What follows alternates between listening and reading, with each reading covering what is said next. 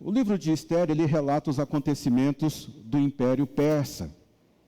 O Império Persa, ele chega ao seu ápice quando o rei Xerxes, ele conquista uma vasta área.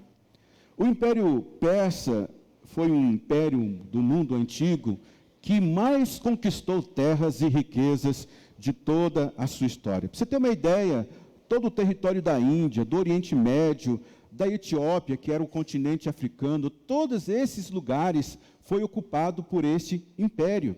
De maneira que esse império ficou conhecido ali naquele mundo como o império mais poderoso de todos os tempos. E quando você olha para o império, você vai encontrar esse rei chamado Xerxes, que também a Bíblia chama ele de um outro nome, rei Assuero. Você vai ver que esse rei, ele era um rei muito poderoso. E quando nós lemos aqui, Ester capítulo 3, começa dizendo que depois desses acontecimentos, quais foram os acontecimentos? Foram 3 acontecimentos. Primeiro, o rei, ele queria mostrar sua grandeza para os seus vassalos, os seus reis vassalos. Então, Ester capítulo 1, versículo 2 e 4, você vai ver que Xerxes, ele dominava até então, e ele convida todos os príncipes ali, todos os nobres das províncias que ele dominava, e convida ele para o seu palácio, para que ele pudesse mostrar a grandiosidade do seu poder, a sua riqueza. Então, esse foi um dos acontecimentos. O segundo acontecimento é que Xerxes, ele queria exibir a grandeza, a beleza da sua esposa. Então, Xerxes, ele não se contenta apenas em mostrar ali para os seus príncipes e nobres o seu poder financeiro, a grandiosidade do seu império, mas ele também quer mostrar a beleza que a sua mulher tinha. A rainha Vasti era uma rainha muito linda, diz os escritos. Uma mulher lindíssima. E ele não queria, eu acredito que no fundo, todo e qualquer homem, quando ele anda do lado de uma mulher, ele quer dizer para as pessoas assim, ó, que está aqui a minha mulher linda. Ele quer apresentar a sua mulher ao mundo, aos seus amigos. Ele quer ter orgulho da sua mulher. Está aqui, ela é linda. Aliás, se você perguntar para qualquer homem, qual a mulher mais bonita do mundo? Se ele for assim, né? Ele vai dizer assim, é a minha mulher. É a minha mulher. Minha mulher é a mais linda do mundo. Então, o rei Xerxes, ele chama Vasti. Vasti, ao mesmo tempo que Xerxes está dando um jantar ali para os seus vassalos, príncipes, nobres, Vasti, a rainha, está no outro palácio oferecendo um jantar também para as esposas desses príncipes. Então, ela recebe lá um WhatsApp dizendo assim, ó, o rei mandou você ir lá no palácio dele, que quer mostrar sua beleza para todo mundo. E Vasti fica muito brava. Ela olha para aquilo, porque você vai ver aqui no texto, que diz que Xerxes, ele já tinha bebido muito, e ele estava bastante alegre. Então ele diz assim, traz lá a minha mulher, que eu quero mostrar a beleza dela para todo mundo. E Vasti, quando recebe essa mensagem, fica bravo, fala assim, não é possível, o cara está bêbado, está me chamando lá, vai me expor, vai me mostrar. Não, eu não sou assim para ficar sendo mostrado. Não. Fala para ele que eu não vou de jeito nenhum. Ele está bêbado. Ele vai me expor, vai fazer eu desfilar na frente dos seus príncipes, dos seus reis. E aqui a gente tem que parar e fazer uma pergunta, né? Por que uma mulher tão poderosa, tão rica como Vasti perde o seu posto? Por que uma mulher, assim, com todo o poder que ela tinha, ela é destituída do poder? Porque chega um momento da história que ela diz não e o rei fica muito bravo. Não é possível que essa mulher não venha, não vai ser mais minha rainha não, está fora. E existem algumas literaturas, isso aqui não está na Bíblia, está em outros livros, dizem até que Xerxes mandou matar essa mulher, foi decapitada. Por que uma mulher tão rica e tão poderosa perde o seu posto? Primeiro porque ela negou a se cumprir o seu papel de rainha. Sabe, Vasti era a glória do reino de Xerxes. E quando ela nega estar ali diante da festa, ela está negando cumprir o seu papel de rainha. E esse é um problema que às vezes nós enfrentamos. Nós achamos que conquistamos uma posição, nós achamos que nós progredimos, nós achamos que nós avançamos, que nós já consolidamos as nossas conquistas, e muitas vezes nós negligenciamos isso. que é cumprir o nosso papel, cumprir o papel aonde nós fomos colocados. E isso fez essa mulher cair. Por quê? Porque Vasti, ela confiou mais na história dela do que no desígnio que Deus tinha para ela. E algumas pessoas estão assim: no passado eu fiz isso, eu conquistei aquilo, eu vivi assim, e perdeu. O passado, ele sempre se torna obsoleto no presente. As conquistas e as glórias de ontem, elas se tornam obsoletas para hoje, porque Deus tem um desígnio maior sobre nós. Vasti, ela perdeu o seu posto porque ela mostrou presunção. O que acontece? Ela achava que tinha um tamanho que ela não tinha. Ela achava que tinha um poder que ela não tinha. Ela achava que tinha uma influência que ela não tinha, na verdade. E a gente recebe uma orientação da palavra de Deus, lá em Romanos, capítulo 12, dizendo assim: diga a cada um dentre vós que não pense de si mesmo além do que convém, mas pense com moderação, porque tem pessoas que, porque já esteve em alguns lugares, porque já conquistou algumas coisas, acha que é o bambambam, pensa mais de si do que deveria pensar. Não é porque você provou de algo que significa que você vai andar naquilo. Não é porque você visitou um ambiente, significa que você faz parte daquele ambiente. Sabe, tome cuidado com isso.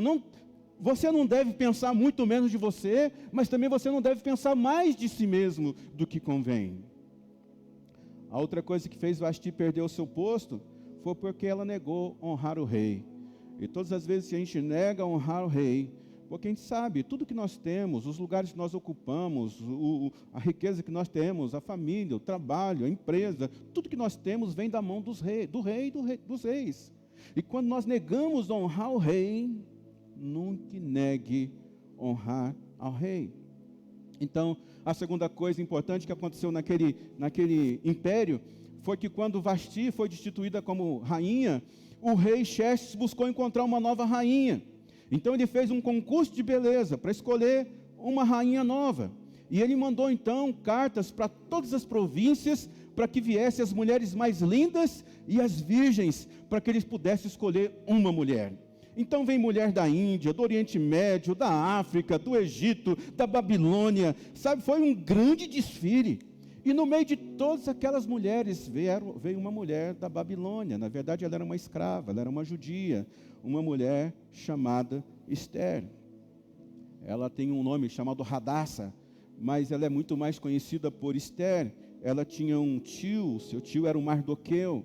Mardoqueu olha para aquela menina, vê a beleza dela, ela é órfã, ela não tem pai, não tem mãe. Então Mardoqueu, seu tio, olha para a beleza daquela menina e fala: menina, essa aqui é a sua oportunidade, vai participar desse concurso, você é uma menina bonita, você é meiga, você tem tudo para ganhar esse concurso. E ela então se inscreve, e ela passa 12 meses se banhando, se preparando para ter um encontro com o rei.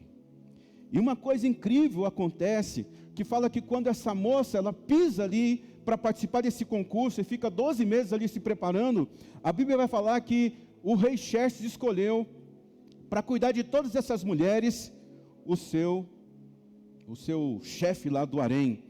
Ele se chamava Hegai. E Esther então foi confiada a esse homem, Hegai. A Bíblia vai dizer que a moça o agradou e ele a favoreceu. A Bíblia vai dizer que ele providenciou tratamento de beleza, comida especial, designou 7 moças escolhidas do palácio do rei e transferiu essa mulher para junto com as suas jovens para o melhor lugar do harém que tinha. Olha o que acontece aqui. Essa menina, ela chega ali para disputar esse lugar e ela encontra graça sobre a vida de um cuidador do harém, um eunuco, um cara chamado Hegai. E ele prepara essa menina para ter um encontro com o rei. Ele diz para Esther: Esther, quando você for chamada para estar com o rei, use esse perfume, ele gosta dessa fragrância. Ele diz assim para Esther: Esther, quando você estiver diante do rei, mexe com o cabelo assim, você vai encantar o rei, porque ele gosta disso. Ele ensinou tudo para Esther, como ele devia se comportar diante do rei, para que ela fosse agraciada pelo rei. E aqui eu aprendo uma lição tão importante, porque nesses últimos tempos a gente tem olhado para discursos do tipo, olha, encontre as pessoas do seu destino, gruda nela. E a gente só encontra gente grande. Pega uma pessoa grande, mira nela e aprende tudo com ela, caminha com ela. Mas aqui aconteceu o contrário. Esther caiu na graça deste homem que cuidava do harém. O que era um cuidador de harém?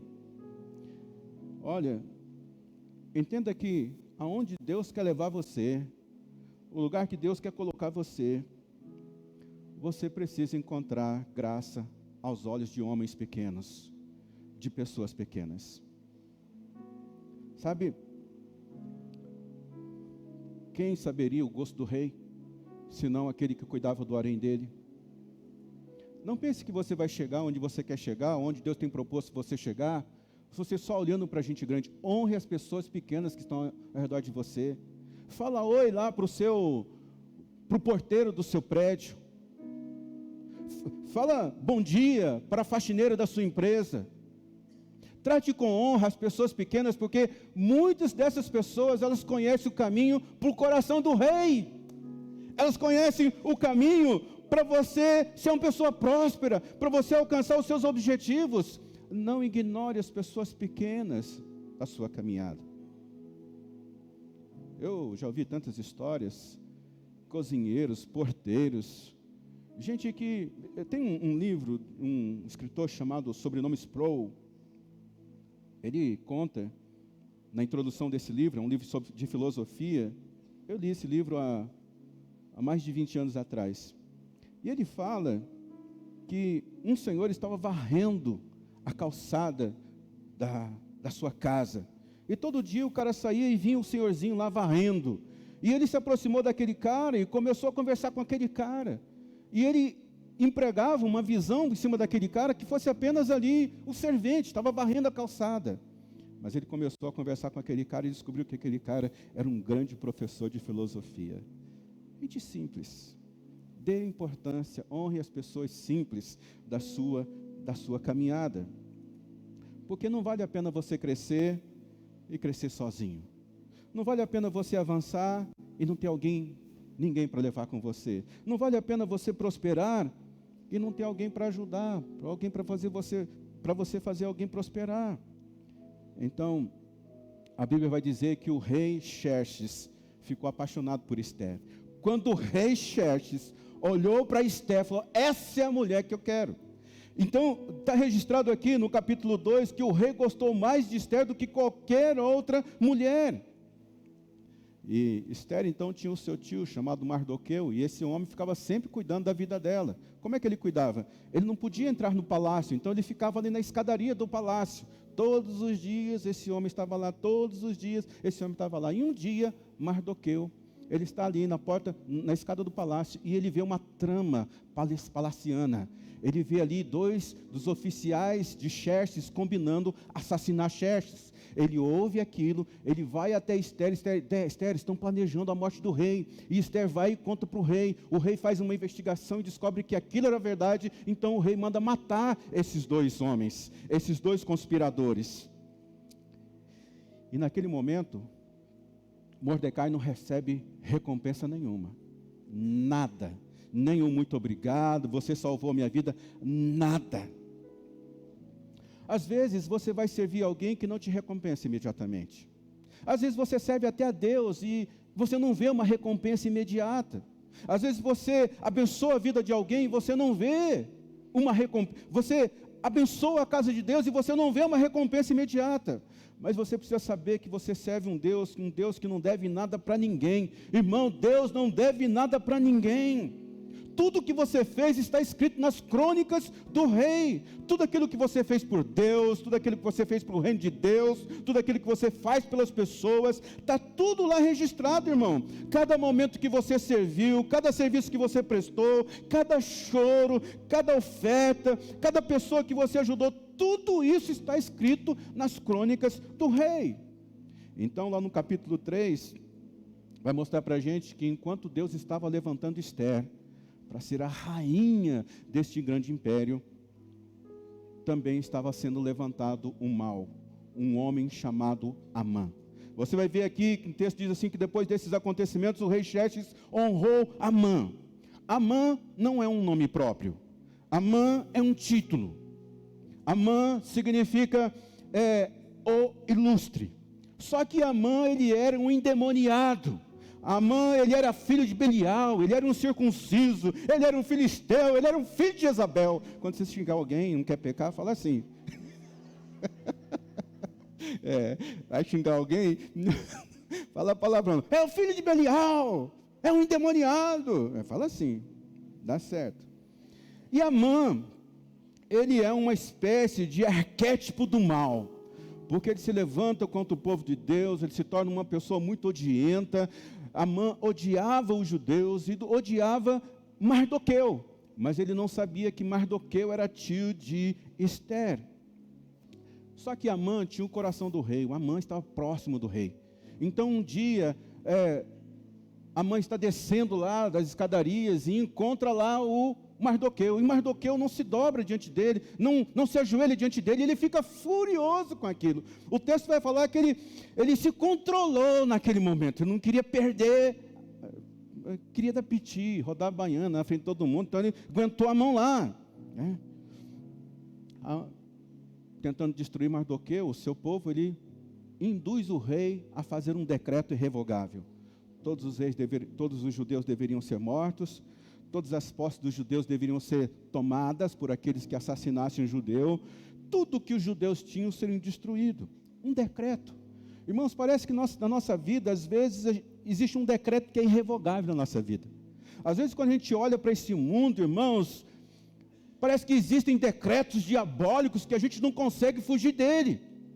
Parece que a igreja perdeu espaço em algumas áreas, parece que tudo está acabando, parece que tudo está definido, parece que o mal está ganhando. A gente está impedido de falar de tudo. Esses dias, lá no norte, um pastor foi preso porque falou contra a LGBT. Então parece que a gente está indo por um caminho que o fluxo maligno está ganhando. Mas Deus continua reinando sobre a terra. O poder de Deus continua, Ele é rei. Ele é rei, Ele está no trono. Não existe nada que Deus não possa desfazer. Não existe decreto do diabo que Deus não possa anular, por maior que seja. Então, quando chegamos aqui no capítulo 4, esse decreto é dado, e Mardoqueu, quando ouve aquele decreto, ele fica apavorado. A Bíblia vai dizer que ele se vestiu de pano de saco, rasgou as suas vestes, colocou cinza sobre a cabeça. O que Mardoqueu fez? Quando você lê na Bíblia que um homem, uma mulher, rasgou as suas vestes, colocou cinza sobre a cabeça e se vestiu de saco, é aquele momento que Mardoqueu e que muitos de nós chegamos na vida e dizemos assim: meu Deus, o que eu vou fazer? Eu não sei o que fazer, Deus. Eu não sei o que fazer com essa situação. Eu não sei como é que eu vou resolver isso, Senhor. Eu não sei. Pano de saco, cinza sobre a cabeça, no Antigo Testamento, demonstra esse lugar de lamento. Meu Deus, o que vou fazer agora? Você vai ver Davi fazendo isso quando Abner morreu. Você vai ver Davi fazendo isso quando o seu filho com Betseba não sobreviveu. Você vai ver Jacó usando o pano de saco para mostrar a sua humildade para o seu irmão. Você vai ver o povo de Nínive, quando Jonas foi lá e falou assim: ó, Deus vai mandar fogo sobre vocês, vão morrer todo mundo. E todo mundo veste pano de saco, coloca cinza na cabeça. Você vai ver isso em vários lugares na Bíblia. Vestir-se de pano de saco é esse lugar de completa impotência. Eu não sei o que fazer, não sei como lidar com essa situação. Eu já tive várias vezes na minha vida num lugar como esse. Eu acredito que você também. Hoje nós estamos celebrando o fato de nós termos placas solares aqui instaladas, produzindo energia.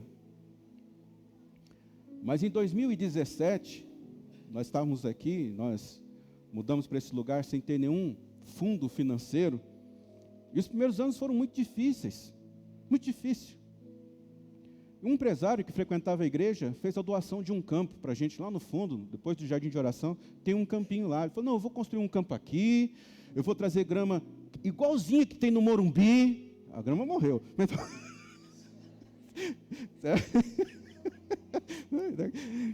Vamos fazer isso aqui. A gente convidou o Cicinho para vir para a inauguração. Fizemos um grande... Está aqui o Sbila que nos ajudou nesse projeto, trazer o Cicinho para cá. Fizemos uma movimentação incrível.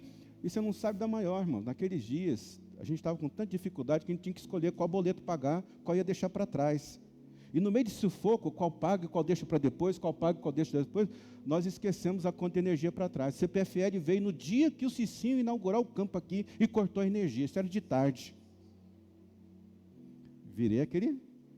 Fiquei preocupadíssimo. Meu Deus, o que eu faço agora? Está convidando um monte de gente, vai chegar aqui, vai estar tudo escuro, como é que nós vamos inaugurar isso?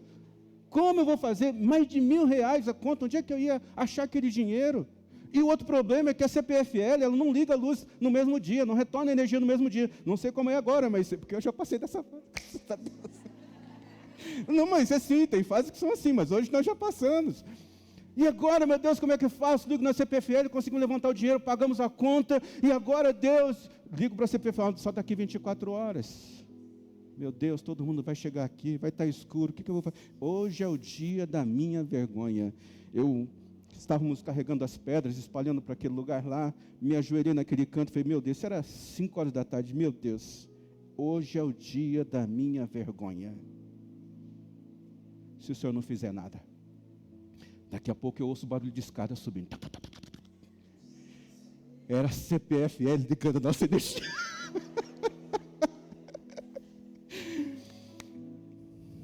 Às vezes a gente encontra nesse lugar que a gente bota as mãos sobre a cabeça e diz, se o Senhor não fizer, eu vou ser envergonhado. O pano de saco é este lugar. E nós aprendemos, ó Deus, irmãos, que Deus é o Deus dos tempos difíceis. Se você está atravessando um tempo difícil, Deus é o Deus dos tempos difíceis. Ele vai te ajudar, Ele vai cuidar de você, não, sabe? Porque não é a seu respeito, é a respeito de Deus.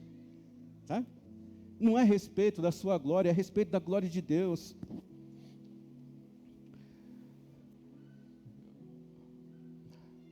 Mardoqueu manda a resposta lá, e Esther falou assim, olha, eu não posso ir na presença do rei, porque se eu for lá eu vou morrer, você sabe, Vasti inclusive perdeu a cabeça, você quer que eu seja a próxima? Então Mardoqueu diz assim para Esther, ó Esther, não pense você que por você ser mulher do rei, entendeu, você vai ficar livre disso, sua família vai morrer, seu povo vai morrer, todo mundo vai morrer, não pense que não vai chegar na sua casa. Mardoqueu, em outras palavras, está dizendo assim, ô Esther, não é porque você está dentro do seu palácio que a crise não vai chegar na sua família. Não é porque você está dentro do seu palácio que as dificuldades não vão bater na tua porta. Porque às vezes a gente acha assim, está acontecendo lá longe, está acontecendo na família de fulano, de ciclano. Isso nunca vai chegar, porque aqui é de Deus, eu sou de Deus. Eu nunca vou passar por esse problema, meu filho, enquanto você está no seu palácio.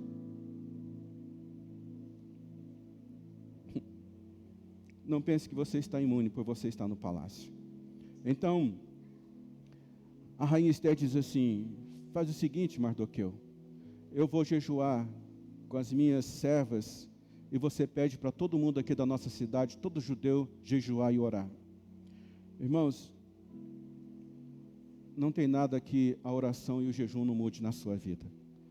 Se você não é um homem, uma mulher de oração, se você não é um homem, uma mulher de jejum, faça essas práticas na sua vida. Isso muda a realidade, irmãos, isso muda. Esther, Mardoqueu, todo o povo começou a jejuar. Aí, quando você for orar pela pessoa, não ore com esse sentimento, eu estou aqui guardadinho no meu palácio, né, eu vou ficar aqui, eu estou orando para aquele miserável, aquela família que está sofrendo. Não, quando você for orar pela pessoa, sinta a dor dela. Você está orando por alguém que está prestes a se separar, ore sentindo a dor no coração do homem que está sendo abandonado pela mulher. Ore com a dor que está no coração da mulher sendo abandonado pelo homem. Ore com a dor dos pais que estão sofrendo por filhos. Ore com a dor, põe a tua dor lá. Saia do seu castelinho. Ah, Deus abençoa. Não. Põe o teu coração. Põe toda a tua energia nisso. Sinta a mesma dor que o outro está sentindo. E então todo mundo está orando e Esther entra no palácio. E quando Esther entra no palácio, o rei vê ela de longe e fala assim, meu amor está chegando. Ele levanta o cetro para ela. Porque a rainha não podia aparecer ali diante dele sem que ele chamasse.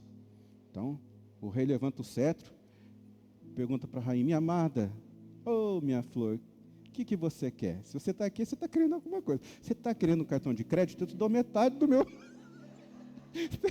eu te dou metade do meu reino, eu te dou metade do meu salário, eu te dou metade aqui, ó. Tudo que você quiser, eu faço para você. Meu irmão, Deus está levantando o cetro dele para algumas pessoas aqui nessa noite.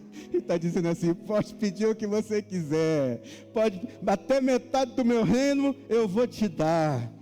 Aquilo que você ainda não alcançou, aquilo que você ainda não conseguiu prosperar, aquela promoção que ainda não aconteceu, pode pedir, eu estou levantando o cetro. É a bênção fora do tempo, irmão. Você achava que ia demorar, mas Deus está levantando o cetro para você hoje, está dizendo: qual é o seu pedido?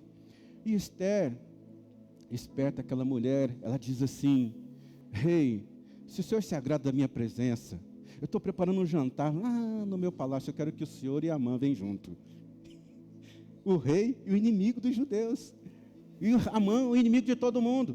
Vem cá que eu vou dar um banquete para vocês. O rei diz assim: pode deixar comigo, eu vou estar lá e Amã vai estar. Eu vou garantir isso. Imediatamente foram avisar Amã: Amã, você vai na casa do rei, lá na rainha, vai fazer um jantar para vocês. E só você foi convidado. O cara se encheu.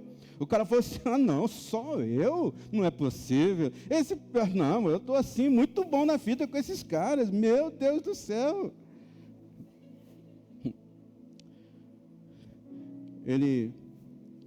Amã ouve o convite, sai correndo, desce nas escadarias e vê Mardoqueu sentado lá.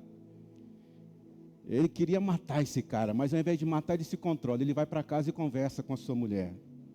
Nas histórias que eu li, dos livros, fala que Amã tinha 400 conselheiros, mas ele ouve o conselho só da mulher. Mulher, olha o poder que você tem.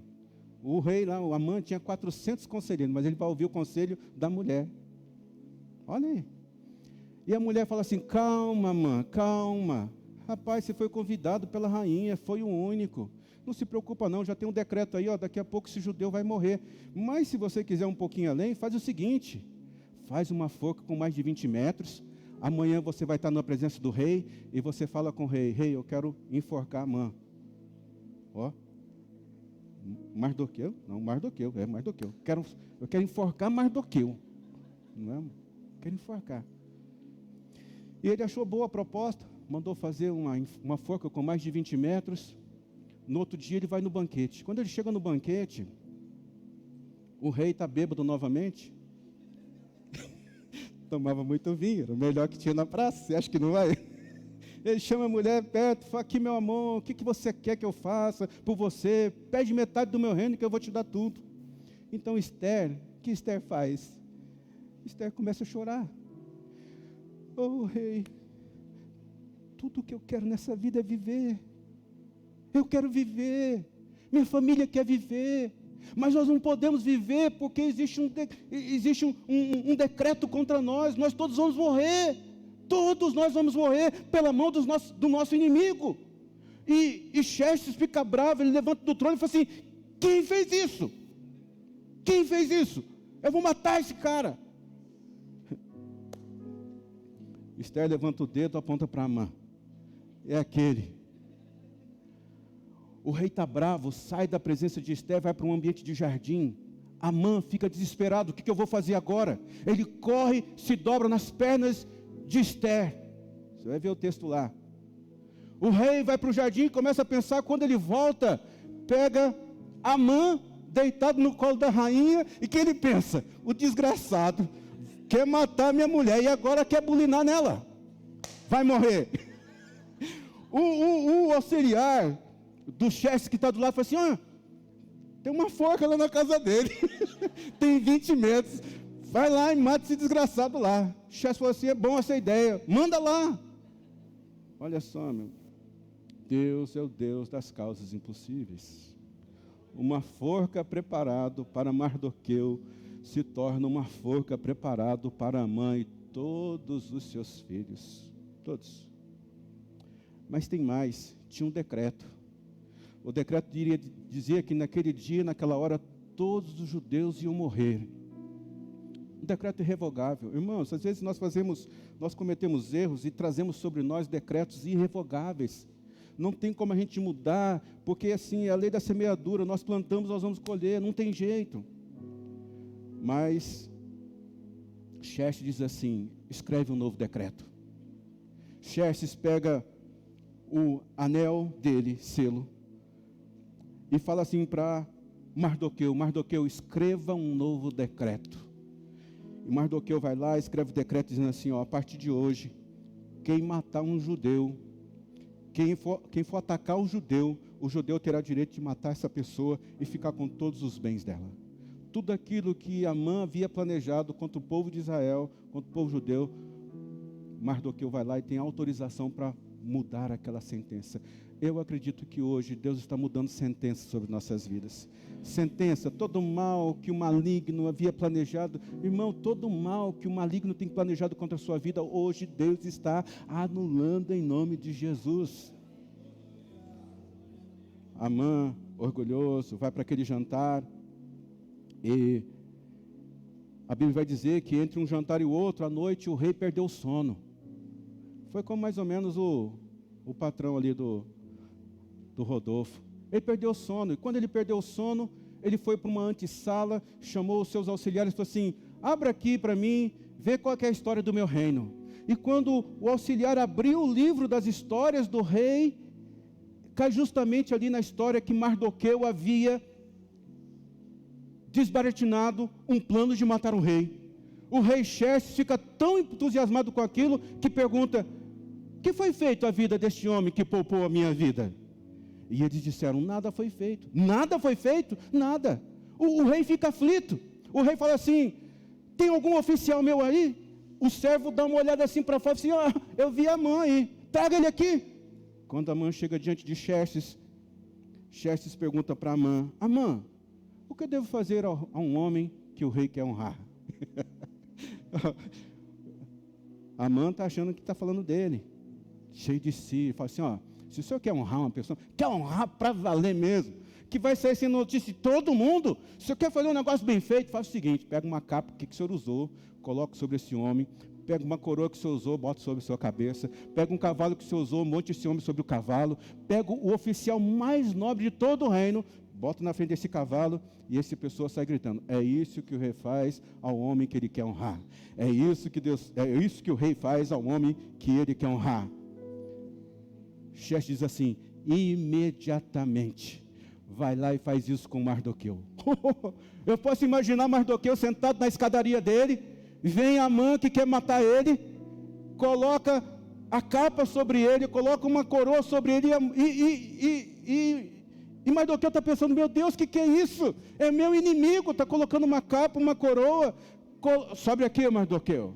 O rei mandou, sobe aqui.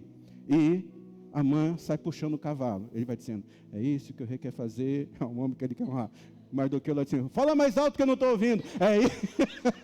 É isso que o rei faz ao homem que ele quer honrar. É isso que Deus faz ao homem que ele quer honrar. Meu Deus do céu. Irmão, é isso que vai acontecer na sua vida. É isso. Porque aqueles que planejam o mal contra a sua vida vai cair nesse mal. Diz lá a Bíblia que quem faz uma cova, nela cairá. A Bíblia diz que aquele que frustra os planos dos astutos para que fracassem as mãos deles. Alguém vai perder o sono por causa de você. Deus nessa noite está lendo assim, tudo aquilo que você fez para Ele, está lá, está nos autos do rei, está lá nas crônicas do rei.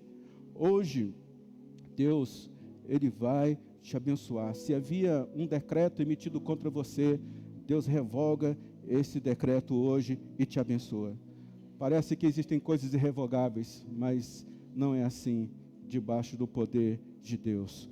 Um decreto de graça foi editado naquela cruz ali, Você pode ter errado muito, mas todas as vezes que você olha para aquela cruz e reconhece Jesus como Senhor da sua vida, um novo decreto é escrito acerca de você. Eu preciso terminar essa palavra. Quero convidar você a ficar em pé. capítulos 9 e 10 de Esther, vai mostrar que os judeus, eles sempre tiveram festas instituídas por Moisés. Mas justamente por causa desse livramento, é instituída uma nova festa, a festa do Purim.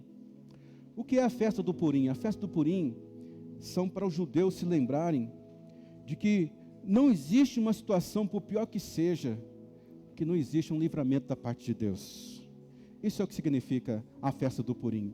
E eles festejam muito. Irmão, já chegou a hora de você festejar. Já chegou a hora desse jogo virar. É a hora agora, irmãos. Já chegou o tempo de Deus fazer uma virada na sua vida. Deus está lendo as crônicas da sua vida nessa noite. Cada lágrima, cada oração, cada momento de vergonha que você passou, cada serviço que você prestou, cada vez que você disse não, cada vez que as pessoas injuriaram você porque você diz, eu sou de Cristo. Hoje, Deus está lendo todas as bondades que você fez aqui na face da terra. E eu digo para você, vai ter uma honra diferente sobre você. Uma honra diferente na sua casa, no seu trabalho.